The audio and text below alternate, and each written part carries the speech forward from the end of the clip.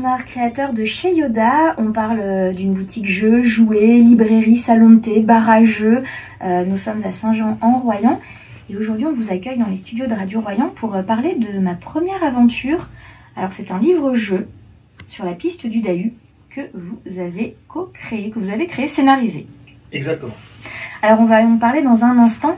Mais déjà, un livre-jeu, ma première aventure, qu'est-ce que c'est? Est-ce qu'on peut juste détailler le concept? Ouais, alors le concept de ma première aventure, c'est un livre dont tu es le tout petit héros.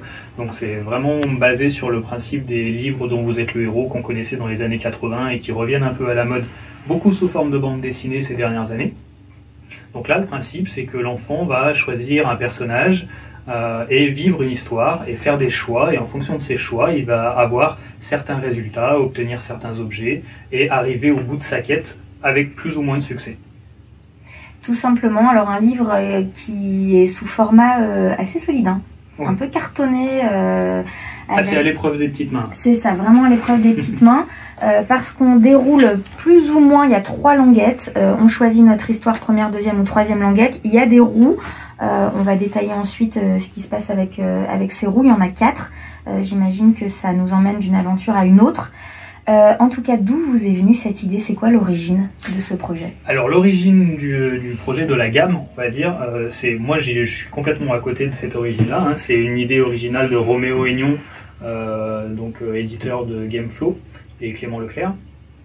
À l'origine, ce projet, c'était vraiment d'arriver à proposer un petit livre pour que les enfants puissent aussi imaginer des aventures qui vont changer au fil de l'histoire qui va leur être contée.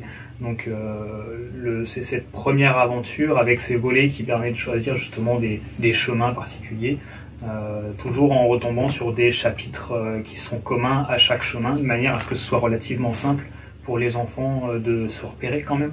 Donc que ce soit pas trop complexe, mais en même temps que ça ait suffisamment de diversité. La piste du Dahu. Où part-on? On part en montagne. Hein.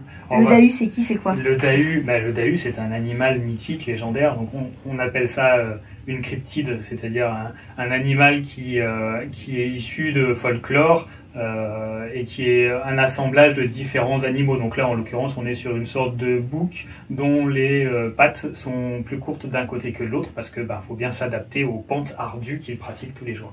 3 volets, donc on choisit. Alors par exemple, dans les premières pages, que vas-tu faire en chemin? Est-ce que tu vas construire quelque chose avec des branches? Est-ce que tu vas t'intéresser aux champignons? Ou est-ce que tu vas suivre les empreintes au sol? Et en fonction du choix, hop, on tourne la languette et là, l'aventure continue. Il y a beaucoup de possibilités. Il est presque infini en fait la lecture de ce livre. C'est très très riche parce que, alors on commence l'histoire, le jeu commence vraiment avec le premier choix qui est quel personnage vas-tu choisir pour démarrer ton aventure. Et ce personnage va être accompagné d'un animal, donc il va falloir aussi choisir quel animal accompagne. Donc on a le choix entre 2 personnages et 2 animaux. Donc ça fait déjà un petit paquet de possibilités. Et avec chaque combinaison, on est capable d'arriver au bout de l'histoire. Donc on peut la refaire plusieurs fois de manière vraiment différente, et évidemment avec plus ou moins de succès. Donc là, on a un peu détaillé les volets. Il y a des roues également sur les 4 coins de l'ouvrage. À quoi servent ces roues? C'est vraiment le petit plus très sympa du bouquin, c'est que ces roues en fait vont nous permettre d'avoir une sorte de petit inventaire dans lequel on va pouvoir glaner des objets au cours de l'aventure qui vont nous permettre d'arriver à trouver le Dahu. On a aussi une petite jauge qui est appelée jauge de courage, qui nous permet d'avoir suffisamment de force et d'envie pour continuer à avancer dans la montagne, parce que c'est quand même quelque chose qui est une petite épreuve, quoi. Et donc ça va définir aussi, on imagine, la suite de l'histoire. Voilà. Sur la piste du Dahu, ça intéresse les enfants, les ados, les adultes, à partir de quel âge? Alors, en lecture accompagnée, à partir de 3-4 ans sans problème.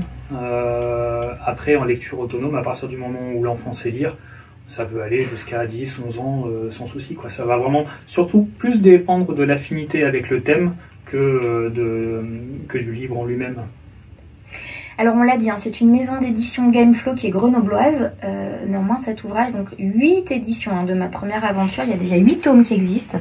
On les trouve où? Partout en France? Ouais, en librairie, en boutique de jeux de société, donc, et puis même à l'étranger. Donc on trouve cet ouvrage dans votre boutique à Saint-Jean-en-Royan, rue Jean Jaurès. 23 rue Jean Jaurès. Sur la pièce du Dahu a été illustré par Anthony Moulin et je trouve qu'il a fait un travail vraiment remarquable pour rendre l'ambiance de la montagne. C'est à la fois poétique et drôle, j'aime beaucoup son trait.